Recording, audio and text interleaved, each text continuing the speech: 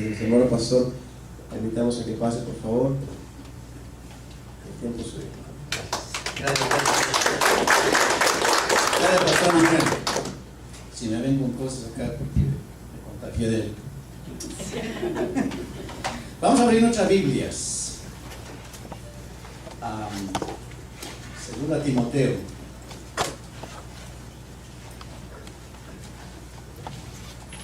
Segunda Timoteo capítulo 3, versículos 16 al 17.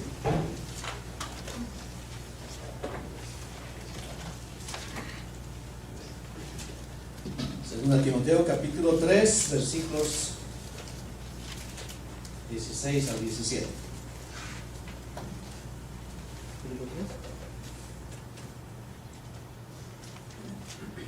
¿Quiénes tienen sus Biblias?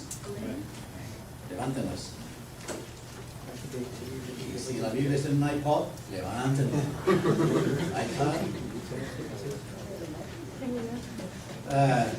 Manténgalas. Y vamos a hacer lo que repetimos en Ministerios para Manuel, porque vamos a leer la palabra de Dios. Y esto que hacemos repetir dice así: doy testimonio que la Biblia es palabra de Dios. La leeré, la estudiaré, y con la ayuda de Dios pondré en práctica. Amén. Porque la palabra de Dios no solamente es para leer, hay que ponerla en práctica. ¿Y por qué vamos a ponerla en práctica? Y aquí 2 Timoteo 3, 16 al 17 dice así. Leamos todos. Toda escritura es inspirada por Dios y útil para enseñar, para redarguir, para corregir, para instruir en justicia, a fin de que el hombre de Dios sea perfecto, enteramente preparado para toda buena obra. Cuando dice a fin de que el hombre de Dios sea perfecto, se refiere a la humanidad, sea varón o mujer. Vamos a leer una vez más, para que esto pues se quede en nuestra mente y también en nuestro corazón. 16 y 17. Toda escritura es inspirada por Dios y útil para enseñar, para redarguir, para corregir, para instruir en justicia, a fin de que el hombre de Dios sea perfecto, enteramente preparado para toda buena obra. Toda escritura es inspirada por Dios. O sea que solamente el Nuevo Testamento es inspirado por Dios. No. Entonces, también el Antiguo Testamento es inspirado por Dios. Amén. Toda escritura, Antiguo y Nuevo Testamento, para instruir, para corregir en justicia, con un propósito para que nosotros seamos perfectos, o sea, parecidos a Dios. Dime con quién andas, te diré quién eres. Si caminamos constantemente con el Señor, nos pareceremos a Él. En realidad, alguien va a la iglesia y camina distinto, tiene un matrimonio distinto, una familia distinta. ¿Por qué? Es que caminamos con Dios. Dime con quién andas, te diré quién eres. Pega bien, aunque eso no es bíblico, ¿no? Es Eduardo 3:16, no 2 Timoteo, es un refrán. Enteramente preparado para toda buena obra. Entonces, enteramente, cuando uno está caminando con el Señor, está dispuesto. El Señor le dice: mira, ayúdame en esto, ministra en esto, y ya estamos preparados para hacer eso. Entonces, por eso es la escritura inspirada por Dios. Antiguo y Nuevo Testamento inspirado por Dios. ¿Para quiénes? Una pregunta. ¿Para quiénes fue escrito el Antiguo Testamento? ¿Para los que no conocían a Dios, para los que no eran pueblo de Dios, o para los que eran el pueblo de Dios? Para el pueblo de Dios.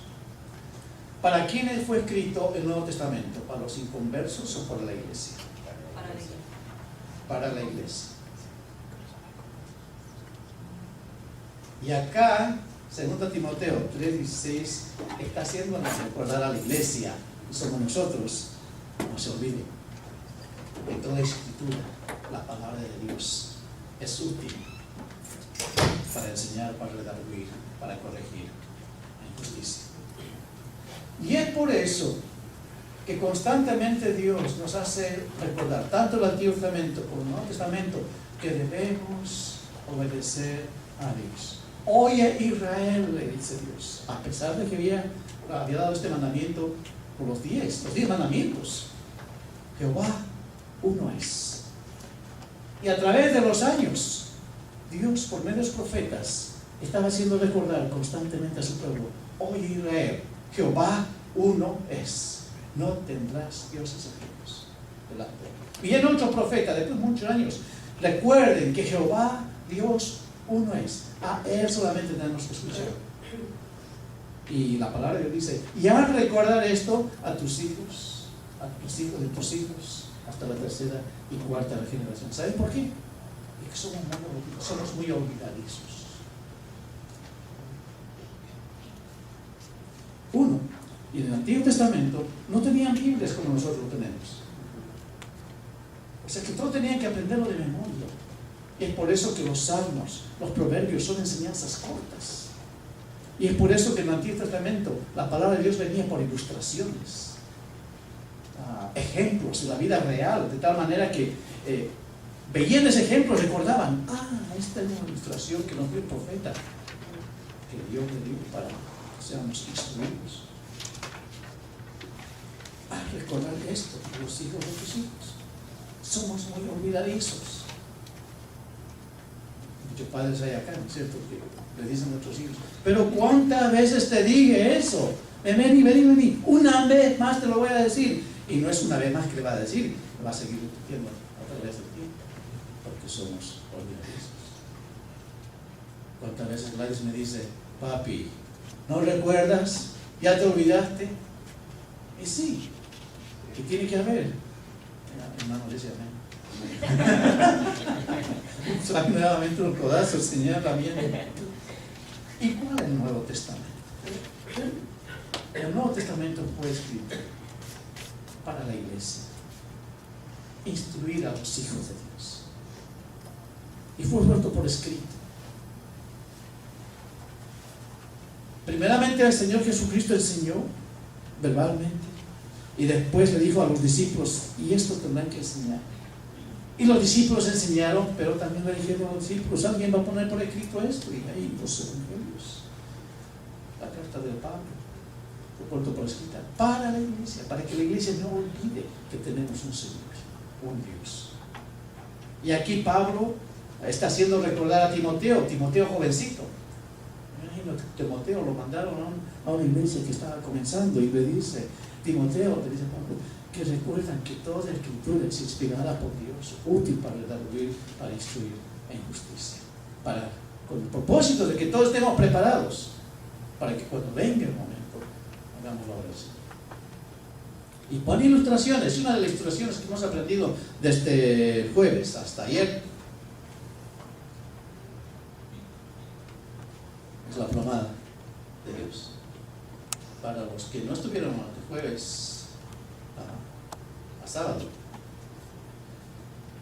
es la ilustración que Dios le da a Amós, capítulo 5. Plomada. Y que ponga esa plomada al lado de la vida de Dios, al lado de la vida del pueblo de Israel, para que vean que lo que están construyendo está torcido. Y yo creo que después de Amós, capítulo 7, los que escucharon la plomada, la ilustración, no se olvidaron de esa figura. De la figura no se olvidaron, pero no estaban dispuestos a obedecer a Dios. Y lo primero que hicieron los sacerdotes, cuando fue a predicar Amós, le dijeron: Amós, mejor vete a tu tierra, predica allá, enseñará, porque esta tierra que tú estás es tierra del rey nuestro. O sea, aquí Dios no tiene que ver nada. El que manda aquí es nuestro rey, mejor vete a tu tierra. Pero Dios hablaba así por ilustraciones. Entonces esta mañana vamos a hablar al pueblo de Dios, y esta palabra también es para mí.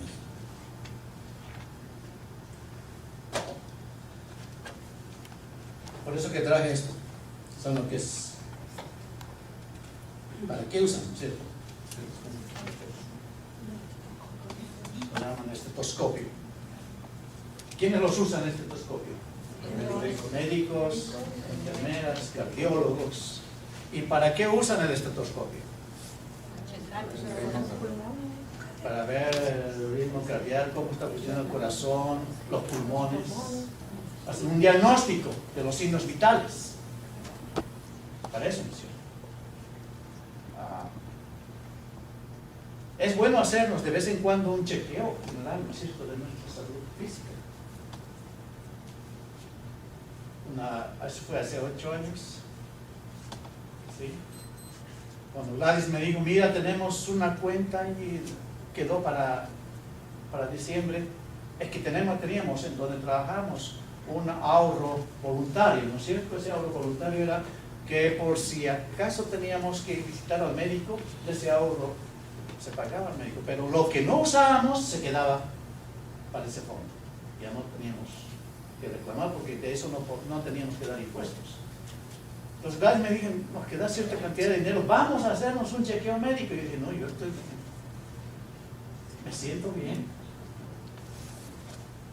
Y después pensé, si Gladys dice que vamos a ir al médico, que ella va a ir, y me dijo, yo voy a ir al médico para hacerme el chequeo, sangre y tantas otras cosas. Y yo dije, yo también, ¿acaso solamente ella puede ir? Y yo también, para que vea que yo puedo hacer. Entonces fuimos.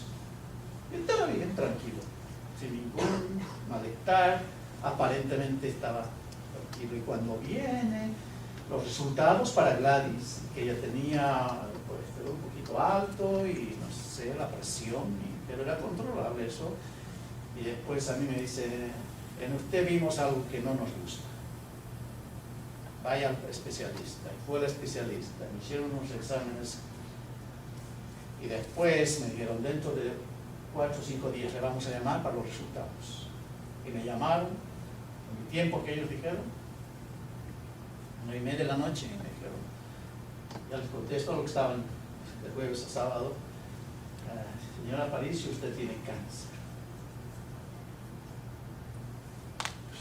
Yo no me sentía mal. ¿Cuáles son los síntomas del cáncer que tenía? Estos síntomas, yo no sentía esos síntomas. Pero fue necesario ir al médico. Era necesario. Y en el momento de Dios digo, doy gracias a Dios, porque si no, hubiese seguido con eso y quién sabe qué hubiese pasado. El cáncer hubiese salido, ya estaba afuera del lugar donde debería estar encapsulado el cáncer, estaba afuera. Y por eso mi situación era delicada. Un diagnóstico, un examen médico. Y las enfermeras y médicos siempre están con esto. Si vamos una semana, un lunes al médico, igual nos ponen el pulso, nos escuchan el corazón, el pulmón, y hacemos, saque la lengua. Y si venga para el próximo lunes, si vamos el próximo lunes, igual nos hace lo mismo. Y yo digo, ¿por qué? Si hace una semana hicieron ese diagnóstico, y yo no, ¿por qué? Necesario. Esta mañana, sé que estoy con la iglesia del Señor. Amén. Ustedes son hijos de Dios, somos hijos de Dios. Vamos a hacer un diagnóstico. Un diagnóstico espiritual. Y este diagnóstico espiritual nos mostrará dónde estamos en nuestra relación con el Señor. Nos mostrará si somos solamente religiosos o nos mostrará si somos hijos de Dios. Es necesario, porque la palabra de Dios es inspirada, útil para redarguir, para corregir, para instruir en justicia, a fin de que el hombre de Dios sea perfecto, enteramente preparado para toda buena obra. ¿Y cómo vamos a ver si estamos preparados para toda buena obra? Si alguien no prueba en nosotros si estamos preparados para toda nueva obra. La mayoría, gran parte de esta congregación son maestros, y yo entiendo que los maestros cada cierto tiempo tienen exámenes, no sé cómo llaman esos exámenes, de actualización, y es para ver si están preparados para los nuevos desafíos que traen los nuevos estudiantes. Y este diagnóstico espiritual. ¿Cómo sería eso? Y hay dos preguntas básicas, porque cuando vamos con el médico nos hace un sinnúmero de preguntas. O ya no nos hacen preguntas, porque ya por lo menos aquí ya no es tan personalizada la atención médica, no se encuentra. Nos dan un papel, 3, 4 formularios y muchas preguntas, y ya tenemos que poner y responder y firmamos esas preguntas. Aquí solamente vamos a hacer 2 preguntas. 2 preguntas de diagnóstico espiritual. Vamos a usar el estetoscopio espiritual, el estetoscopio de Dios. Y se me salió. Y la primera pregunta es: ¿estamos convencidos en nuestra vida espiritual que si morimos hoy vamos a la presencia de Dios, vamos al cielo? Amén. Estamos convencidos hoy, 27, es 27 de mayo, en nuestra vida espiritual, que si morimos hoy vamos a la presencia de Dios, vamos al cielo, como dice el Pablo.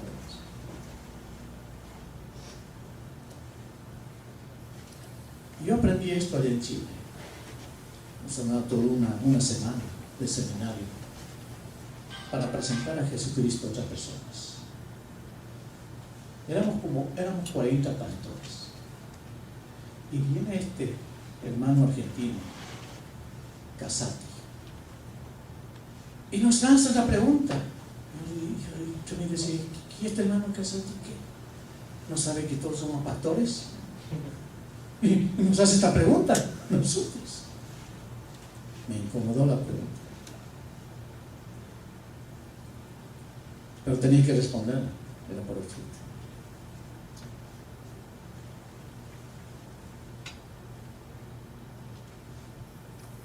Pasamos ese seminario,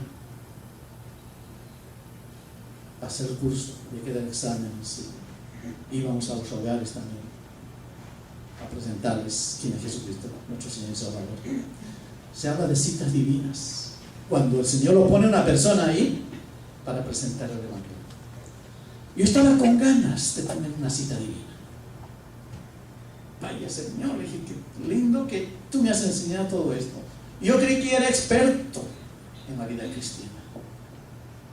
Y esta pregunta puso las cosas donde deberían ser, en mi vida espiritual y en mi ministerio. Yo le decía al Señor: dame hoy una cita divina, Señor. Quiero una cita divina. Estaba con ganas de ir y conquistar el mundo. Y desde la Plaza Egaña, casi como 1 hora de viaje en bus y tantas cosas, no había citas divinas. Yo quería que estaba al lado en el bus iniciar la conversación, no, poder iniciar, no, nada de eso, hasta que estaba entrando al seminario y vi a uno de los estudiantes que estaba ahí y tenía que hacer el seminario porque era parte de su trabajo para pagar sus estudios. Y no solamente era estudiante, también estaba pastoreando, él y su esposa. Y esa voz tan firme, esa voz espiritual me dice: pregúntele, hazle un diagnóstico espiritual. Pero yo: Señor, no, es mi estudiante, el pastor. Hazle la pregunta. No, Señor, yo quiero otra cita divina. No, él es estudiante, ya se va a graduar. Hazle la pregunta. Estaba entrando: hola, le dije, le di el nombre. ¿Cómo estás? Sí, pastor, acá. ¿Y cómo le fue? Me fue bien, le dije, estoy muy contento. Estoy muy contento. Qué bueno, pastor. ¿Y tú cómo estás? Le dije: bueno, aquí, como siempre. Le dije: ¿cómo como siempre? No, pastor, arreglando esto, y pues usted sabe que las cosas no son. Hazle la pregunta. ¿Y qué es lo que aprendió? Me preguntó. ¡Ay! Esperaba esa pregunta. Y mira, le dije, nos hicieron 2 preguntas bien importantes. ¿Y cuáles son, pastor? Le dije: no, si te hago la pregunta tienes que contestar la segunda también. No, le dije, ya tal vez otro momento. No, pastor, no, dígalo, ¿cuál es la pregunta?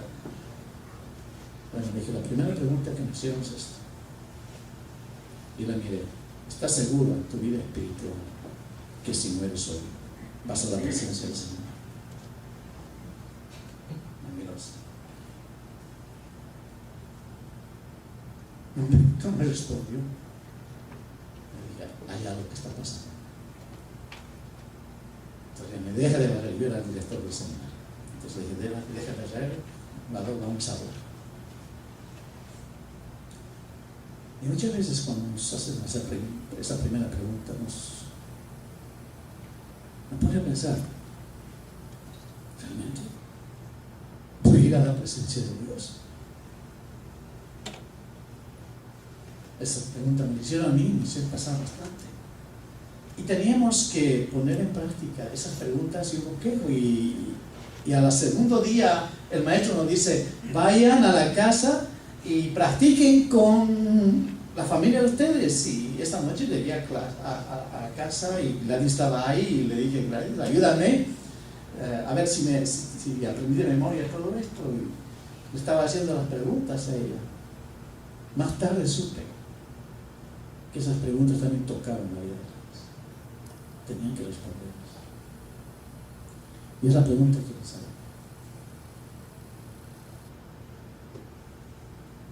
Estamos seguros que vamos a ir a la presencia de Dios. Seguros.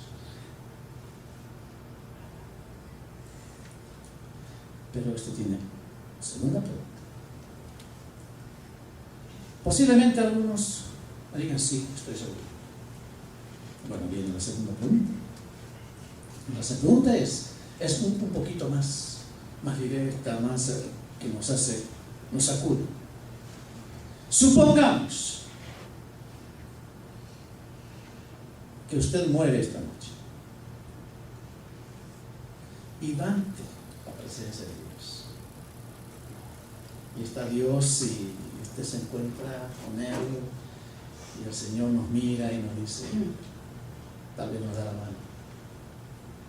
Y Él nos dice, ¿por qué crees que debo dejarte entrar en mi reino?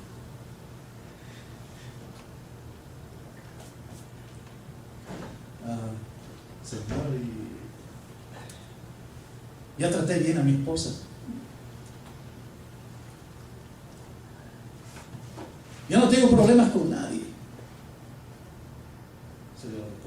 Señor, estoy todo domingo a la iglesia. Falté solamente un domingo, día de la madre.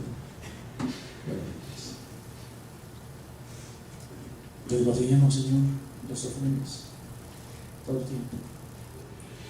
La palabra dice que tenemos el reino de los cielos no por obras, para que nadie se gloríe. ¿Qué responderíamos?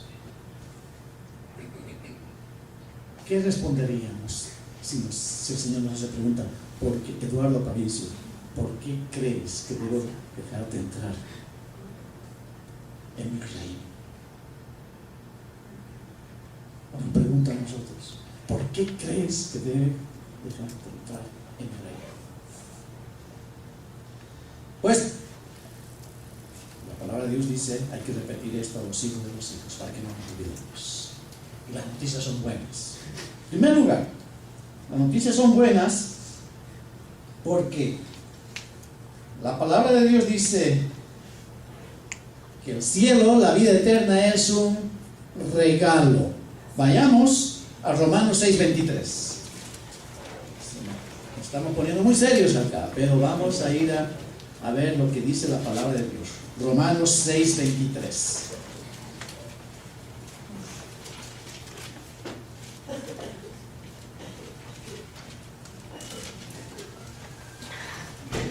La vida eterna, el cielo, allá donde Dios está, es un regalo. Romanos 6:23 dice, leamos todos, porque la paga del pecado es muerte, mas la dádiva de Dios es vida en Cristo Jesús. La dádiva de Dios, el don de Dios, el regalo de Dios es vida eterna en Cristo Jesús. Amén. no por lo buenos que somos, no por lo muy religiosos que somos. Posiblemente hemos asistido a la iglesia un montón de años y no sabemos nada todavía de lo que la palabra de Dios nos dice.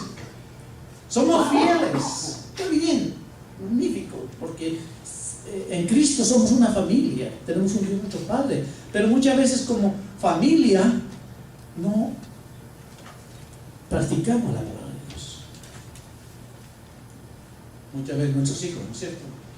Decimos a nuestros hijos aquí en la casa, hagas esto, pero estas cosas no hacen, por una razón u otra, ahí vamos y no ponemos en práctica las normas del hogar donde nosotros vivimos. Entonces la palabra de Dios dice, la dádiva de Dios es vida eterna. El regalo de Dios, el don de Dios. Si mi hermano Israel me dice, pastor, lo quiero mucho, espero que no sea. Pero digamos que tú me dices eso, y me echaré un paquetito, un regalo bien bonito. Un iPad. Gracias. Te libro de eso que te trae. Un iPad me trae. Bien, y Michelle lo puso en un paquetito con su monito y todo, de pastor. Y yo le digo a Israel, ¿por qué te molestaste, hermano? No debería haber hecho. ¿Cuánto te costó? Mira, te voy a dar algo porque tú me estás regalando esto. Tengo que hacer algo, ¿no? Tengo que mostrarte que estoy agradecido. Pastor, se lo estoy regalando, no quiero nada a cambio. No, ¿cómo va a ser Israel? Mira, hermano, quiero compensar eso. ¿Cómo se va a sentir Israel? Si Él lo está dando en todo corazón, pero que se sepa. Que el Padre esté dando en todo corazón. Dios, en Cristo Jesús nos dice, la vida eterna es tuya. No necesito nada a cambio.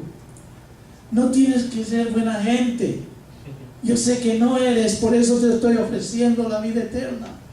En Cristo Jesús, mi Hijo. No tienes que hacer nada. Pero Señor, voy a portarme bien con mi familia.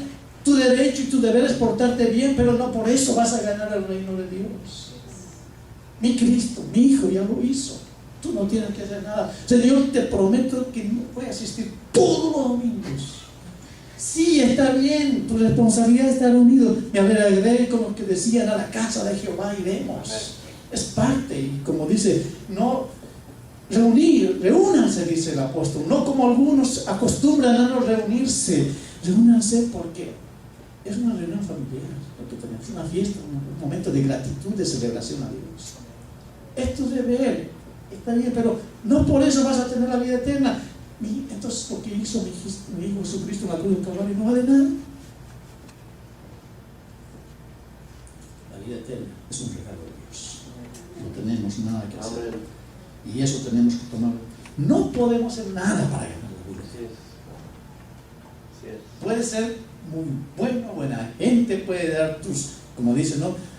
Puedes dar todos tus bienes, puedes hacer un montón de cosas y ganar la vida eterna. Y eso no, el Señor no lo ve así. Es la buena noticia, que lo que Dios nos da es gratis, es gratuito. No tenemos nada que hacer para ganarlo así. Pero ¿qué pasa? ¿Por qué? ¿Por qué no podemos recibir esa vida eterna?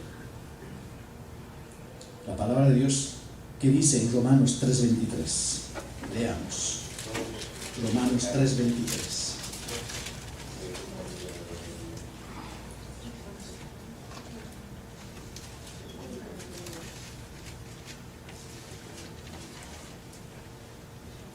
Romanos 3:23. Leamos todos. Por cuanto todos pecaron y están destituidos de la gloria de Dios. No, solamente porque Eduardo Aparicio ha pecado y él está destituido. Todos también. ¿Eso dice la Biblia? Por cuanto todos.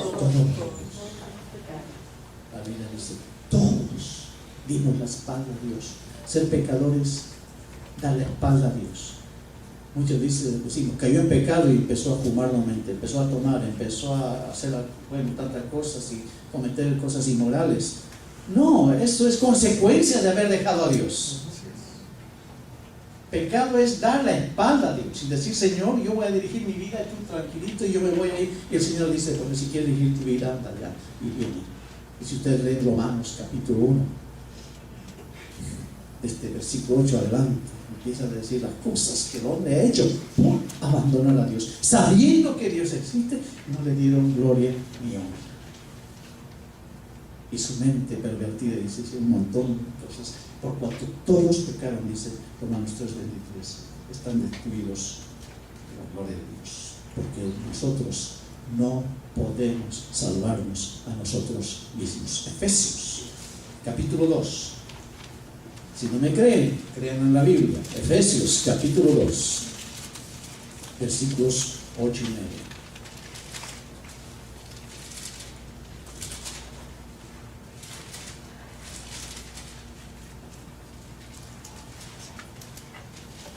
Efesios capítulo 2, versículos 8 y 9. Leamos juntos. Dice así, porque por gracia sois salvos por medio de la fe, y esto no de vosotros, pues es don de Dios, no por obras para que nadie se gloríe. Hasta ahí nomás. Sí, porque somos hechura de Dios. Él nos ha hecho creados en Cristo Jesús para buenas obras, las cuales nos preparó de antemano para que anduviésemos en ellas. Porque por gracia sois salvos por medio de la fe. La salvación es gratuita. No podemos hacer nada para ganar aquí. Porque dimos la espalda a Dios. Somos pecadores. Y tenemos que reconocer eso. Pues, y eso nos lleva a otra verdad. Pero si soy pecador, ¿quién me podrá defender?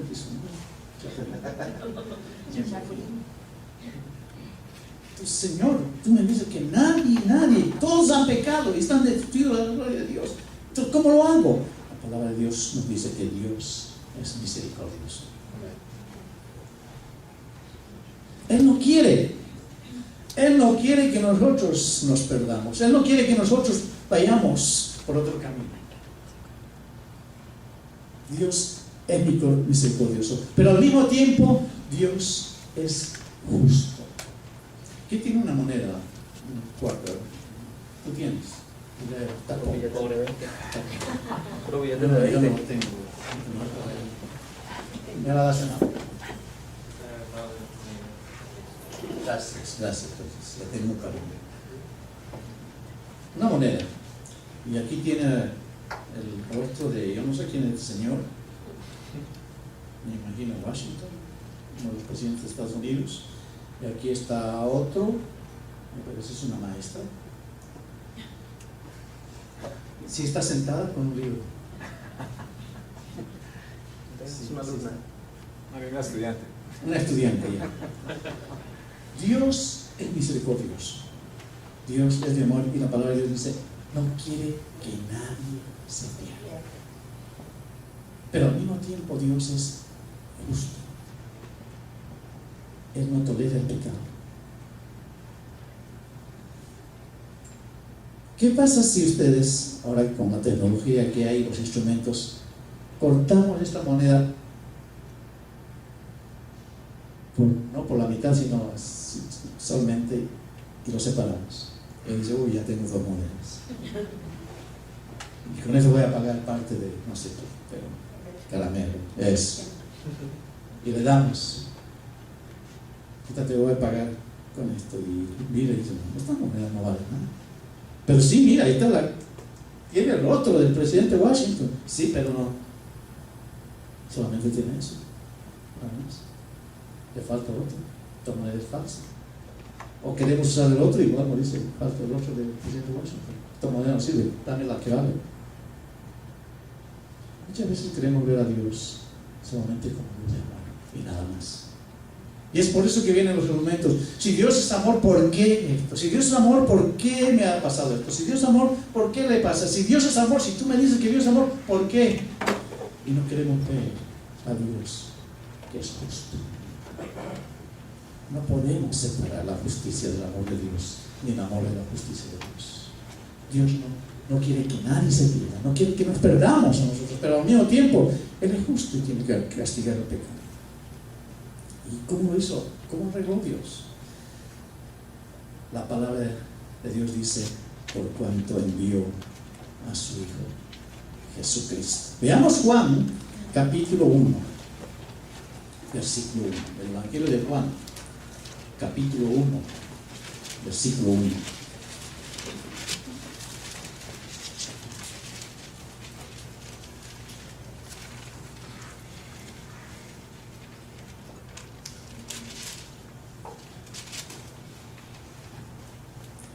Dios presentó a su Hijo Jesucristo y la primera pregunta que hacemos, entonces, ¿quién es Jesucristo? La palabra, ¿qué nos dice la palabra de Dios en Juan 1:1?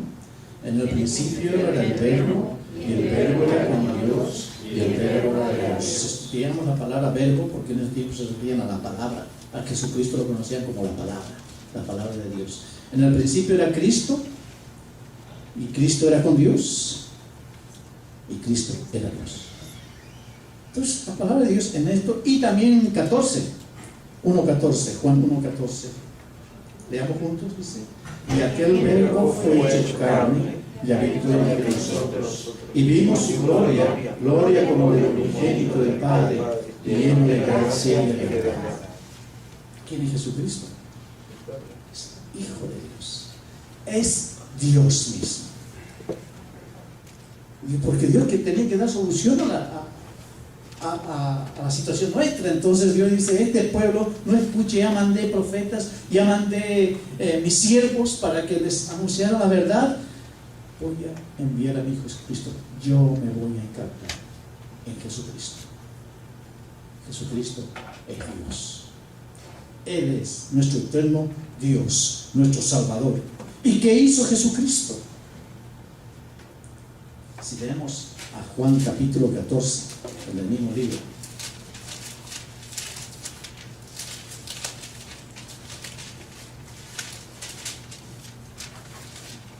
Este es el versículo 1, leamos.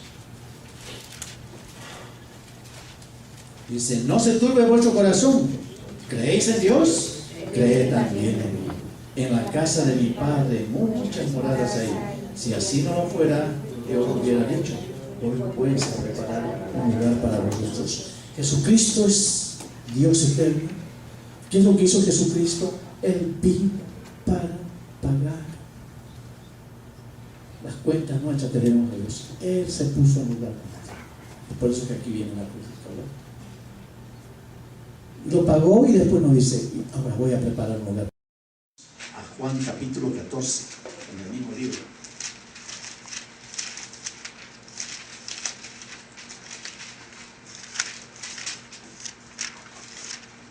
Este es el versículo 1, leamos.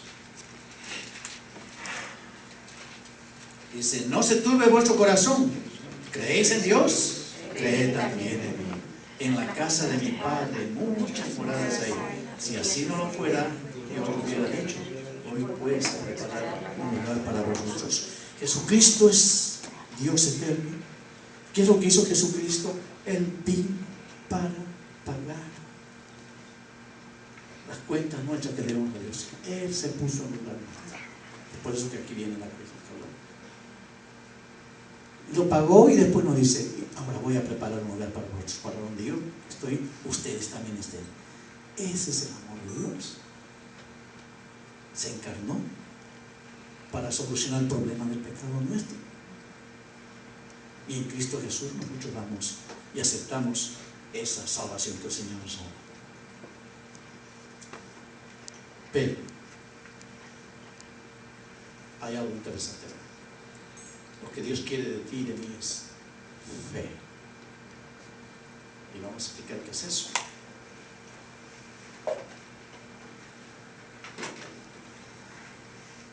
Supongamos, digamos que esta mano derecha soy yo. Y aquí hay un libro. La palabra de Dios dice que toda nuestra vida está escrita en el libro de la vida. Lo que nosotros haremos está escrito en el libro de la vida, Apocalipsis. Y aquí estamos nosotros con todo lo que nosotros hacemos. Pero en el momento en que escuchamos este mensaje, Decimos, Señor, yo quiero tener lo que tú estás ofreciendo. Quiero tener ese regalo. Quiero tener la vida eterna. Quiero ir a donde Jesucristo está haciendo su morada para mí. Eso quiero hacerlo. Y nos pongamos que esta mano izquierda de Dios. Y queremos acercarnos más a Dios. Y casi llegamos a acercarnos a Él. Pero hay algo que no hace posible que tengamos esa reunión, esa relación con Dios. ¿Qué es eso que nos permite que tengamos una relación con Dios? Nuestra vida, que está escrito en el libro este.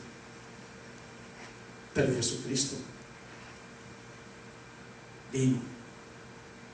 Y todo esto que tenemos, nosotros pasamos a Él. Y Él dice que vuestros pecados, el Señor Dios lo echa a lo más profundo del mar y los tira a lo más alto del monte, para que el Señor y nosotros estemos unidos. Pero para eso se necesita fe. ¿Alguien tiene una llave? Ahora sí, eso sí.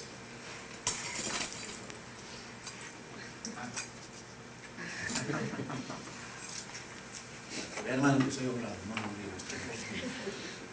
La fe es como una llave.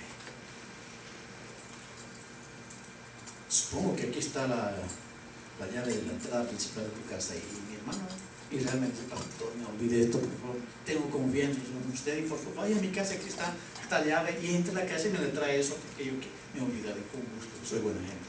Y yo voy y empiezo a ver cuál es la llave. Tanto busco uno, el otro, hasta que encuentro. La fe es como una llave que nos da la entrada. Pero hay tres tipos de fe. La fe intelectual.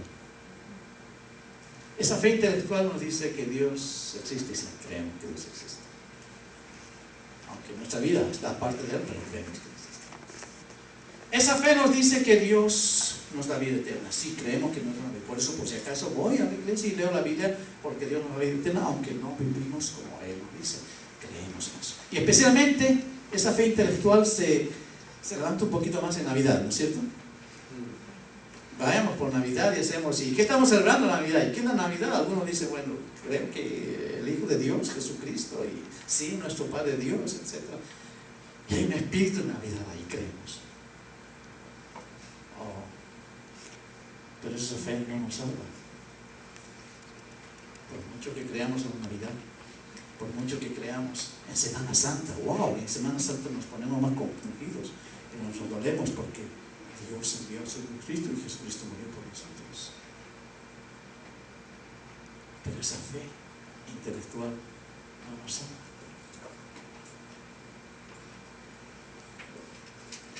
Hay otro tipo de fe.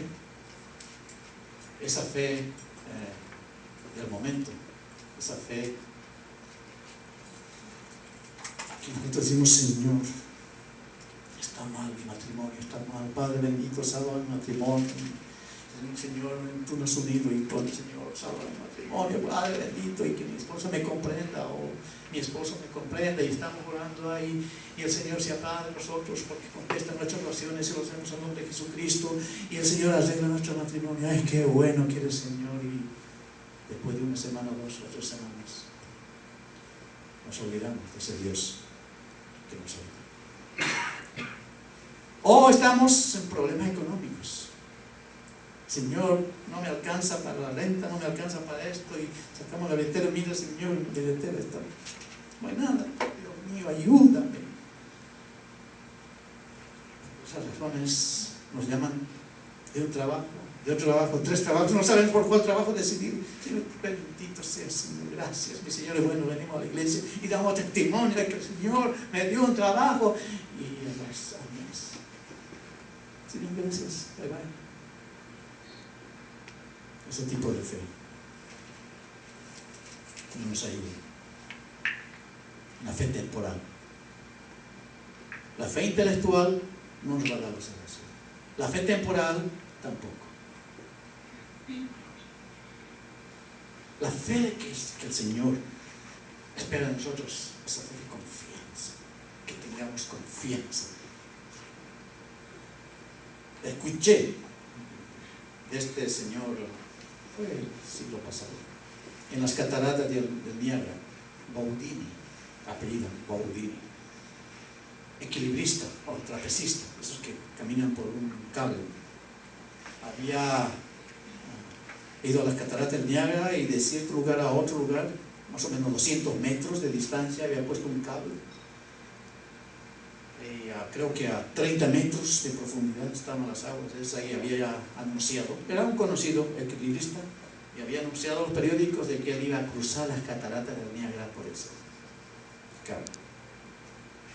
Pues mucha gente, pues, los reporteros, no sé si para entonces había televisión, creo que no había televisión, pero se juntó mucha gente para ver el espectáculo. Y comenzó el espectáculo y dijo: voy a ir de aquí a allá. ¿Ustedes creen que puedo salir de aquí y ir al otro punto sin que me haga daño? Y la gente dijo: sí, tú puedes. Tú has puesto todo eso, lo has arreglado porque tú puedes hacerlo. Y sí fue, y pasó. Con esa barra, ¿no?, para equilibrarse. Y pasó al otro lado. Y por supuesto la gente se alegró.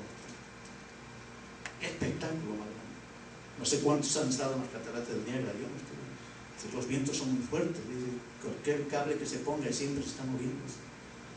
Equilibrarse en esas condiciones no es fácil. Uno que sabe hacerlo lo logra. Y después él llevó creo que tenía una silla, y él dijo: voy a tomar esta silla, ya no la barra de equilibrio, sino voy a tomar la silla y voy a pasar a aquel lado. ¿Creen que puedo hacerlo? Dijo: sí, tú puedes hacerlo. Y lo hizo. Y la gente se alegró mucho más. Y estuvo en eso. Y después él dijo: para terminar este acto, yo puedo llevar a alguien en mis brazos, llevar hasta la mitad y regresar. ¿Ustedes creen que puedo hacer esto? Y dicen: tú puedes hacerlo. Y ya vi un chaparrito y dice: tú puedes, dale, sí se puede, sí se puede. Y Cristo le dijo: ven, te voy a llevar. A mí no, con otro puede hacerlo por ti. Es lo que el Señor dice: yo te puedo ayudar. Entonces, no, Señor, no, déjame solita, a mí yo puedo hacerlo. Esa fe de confianza que el Señor quiere en nosotros. No es una fe intelectual, todos lo tenemos, pero eso no nos da la vida eterna que la Biblia nos habla. No quiere una fe temporal, que todo en un momento lo tenemos. Sí, bastante, abunda la fe temporal en nosotros muchas veces. Y eso no nos va a dar la vida eterna. Es esa fe de confianza. Cuando ustedes entraron acá, vieron las sillas, se sentaron así, porque saben que la silla los va a sostener. Se sentaron con mucha confianza. Yo no he visto a nadie que venga a ver qué pasa con esta silla, a ver si me sostiene, a ver si está bien arreglada. Se sentaron porque sabemos que la silla nos va a sostener.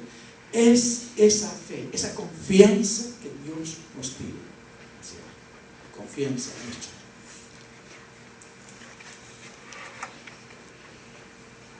¿Hemos entendido esto, hermanos? Sí.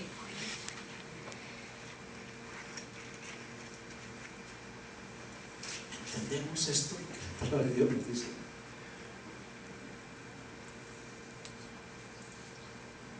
Yo sé que somos cristianos, pero nos gustaría tener el regalo de la vida eterna. ¿Te gustaría tener el regalo de la vida eterna? Vamos a clarificar. Para tener el regalo de la vida eterna, tenemos que reconocer que Cristo es el Señor. Amén. Reconocer que Cristo es el Señor. No porque yo lo digo, sino que la palabra de Dios lo dice. Uno. Segundo, reconocer que Cristo sí ha muerto en nosotros para darnos esa vida eterna en la cruz del Calvario, pero ahora Cristo vive, ha resucitado y está sentado a la diestra de Dios Padre. Tenemos que reconocer eso. Segundo punto. El tercer punto: tenemos que aceptarlo, que Él es nuestro Salvador, el tuyo, el mío. Cuarto, reconocer que Cristo es justo. Y quinto, Señor, hasta aquí yo hice lo que puedo, pero reconozco, Padre bendito, que mi fe solamente era temporal. Reconozco que tengo una fe intelectual. Pero reconozco, Señor, que cuántas veces me ha dicho, ven, yo te voy a llevar, y dije, no, Señor, yo no puedo hacerlo. ¿Cuántas veces tú te manifestaste a mí y me dijiste que yo soy tu Señor? Y, Señor, reconozco que no te reconocí como mi Señor porque yo solamente quise dirigir mi vida. Confieso que esto es el Señor. Perdón.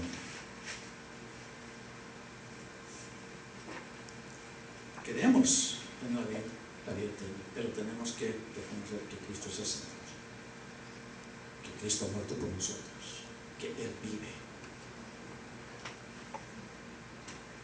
que Él es justo. Y tenemos que confesar que necesitamos esa salvación. Vamos a orar. Voy a dejar un poquito para que analicemos. ¿Tengo una fe temporal? ¿Mi fe es intelectual? ¿O realmente tengo confianza plena en el Señor?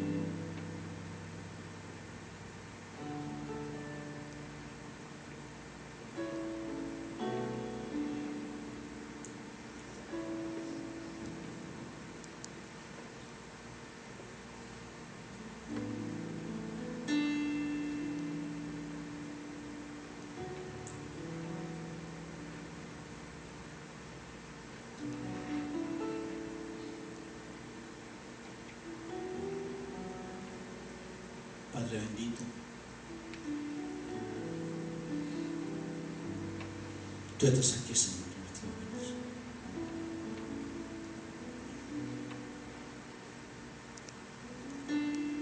Por medio de tu palabra hemos repasado lo que tú has hecho a favor de nosotros. Tu palabra nos dice, tú eres Dios de amor, de justicia. Nos dice tu palabra que enviaste a Jesucristo, tu Hijo amado, para regalarnos la vida eterna, porque la vida eterna que tú nos das es gratuita, es un don.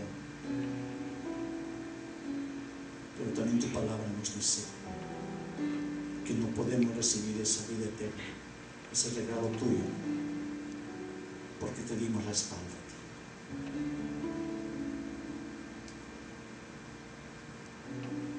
Porque estábamos caminando sin que tú tengas el control de nuestra vida.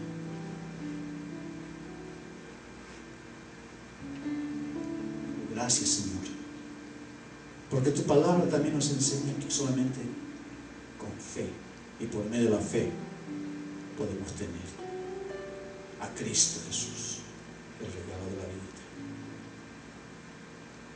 Perdóname, Señor, si hasta ahora mi fe solamente era temporal,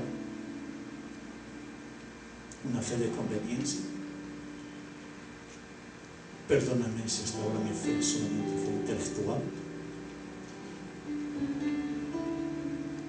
Padre bendito, quiero descansar en ti, Señor, completamente, y confiar en ti 100%.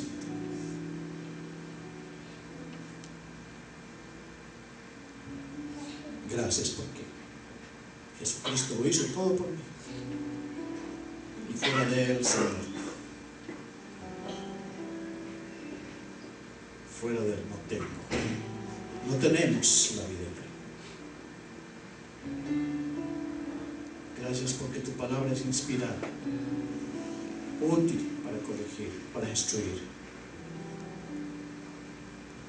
para que estemos preparados para toda buena obra que tú tengas que hacer por medio de nosotros. Señor, gracias. Gracias porque tú eres nuestro Señor y Salvador.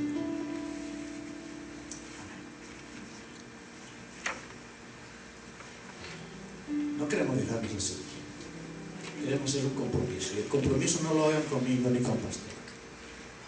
Nuestro compromiso con Dios.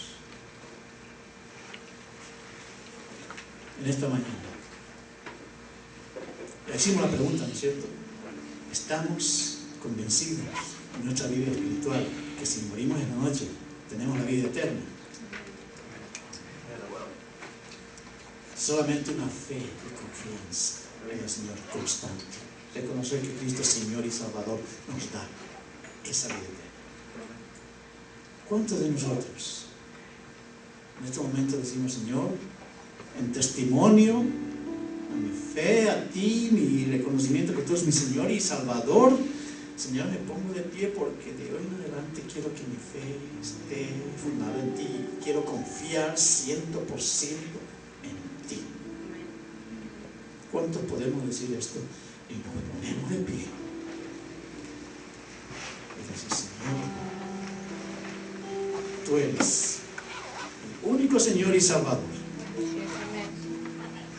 Nada de lo que puedo hacer puede reemplazar lo que Cristo hizo por nosotros.